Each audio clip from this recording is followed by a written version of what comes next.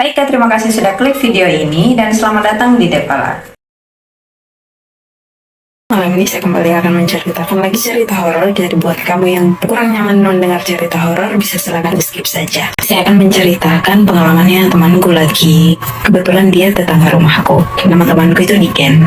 Jadi pada suatu hari, Niken ini baru pulang kampus. Kebetulan Niken ini berkuliah di salah satu kampus kesehatan yang ada di Sulawesi Tenggara.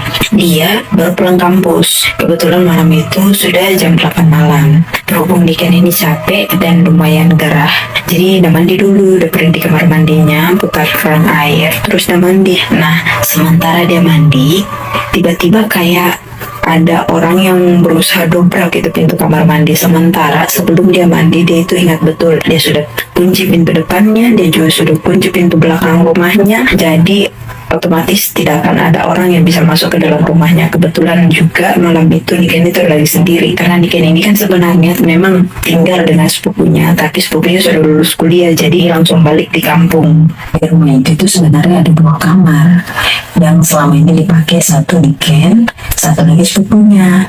Nah, selama sepupunya itu sudah balik di kampung, di kamarnya sepupunya itu yang sudah kosong selalu digembok, dan memang di dalam kamar sepupunya itu ada juga WC.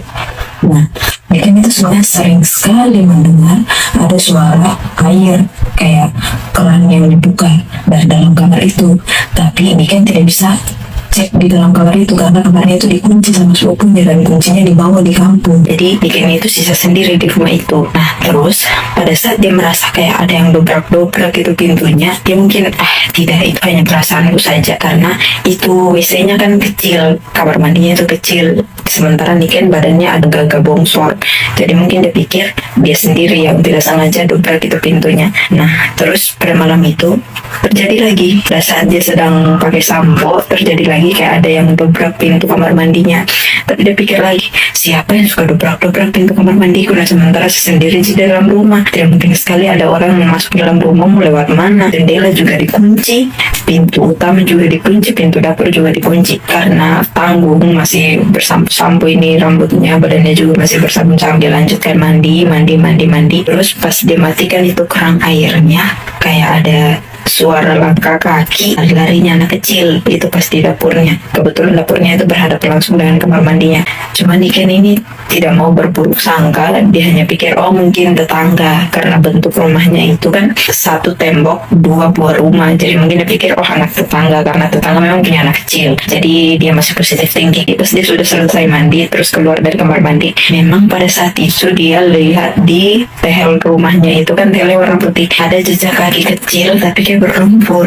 Dia kaget karena seingatnya itu lantai itu bersih dan tidak ada sama sekali orang yang masuk di dalam situ selain dia sendiri, karena seharian dia di kampus, tidak ada orang masuk rumahnya itu udah kunci. Pulang dari kampus juga belum ada orang datang, langsung dia mandi saja, jadi belum ada sama sekali orang yang masuk dalam rumah selain dia sendiri. Pada hari itu dia bingung, tapi karena dia capek, dia masuk tidur di kamarnya.